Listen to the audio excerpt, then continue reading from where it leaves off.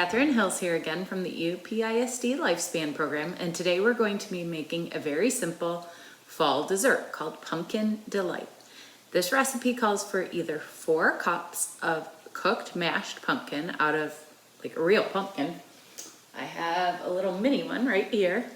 You would probably use the medium-sized pie pumpkins. They're about this big.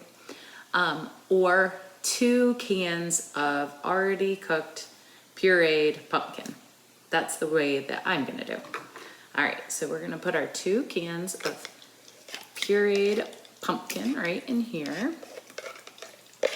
And I use pumpkin a lot in my cooking. I add it to soups. I sometimes even add it to chili. You really don't really even notice that the pumpkin is in there, and it adds a lot of extra nutrition because pumpkin is a great source of vitamin A, which is really great for your eyesight, and also vitamin C. All right, so let's get that second can in here. All right, now we're going to add 2 tablespoons of pumpkin pie spice. If you don't have pumpkin pie spice, you can make your own. It has some cinnamon, some, I think it's nutmeg, ginger, allspice. If you didn't have those, you could just use, probably cinnamon would work. All right, we're gonna kind of stir that up. That was 1 tablespoon. It's just looking like this. All right, let's add a 2nd tablespoon in there. I have a tablespoon. It's pretty level. All right, sprinkle that in, give it another stir.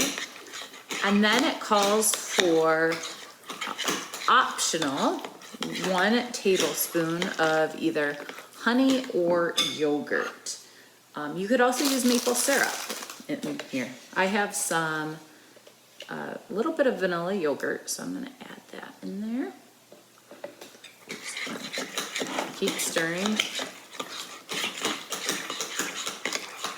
And then the last ingredient is just a sleeve of crushed graham crackers. I actually just crumble them right inside the package. Pour that in there. So it's a little bit like pumpkin pie in a dish. So this is what it's looking like. Just gonna stir it up a little more. And it's going to have these nice chunks of graham cracker in there. I made this for my kids, and my daughter especially really loved it. Also, you can add pumpkin. You can substitute it in a lot of recipes if you don't have butter or you don't have oil, and sometimes you can even substitute in recipes if you don't have eggs. All right, let's give this a try.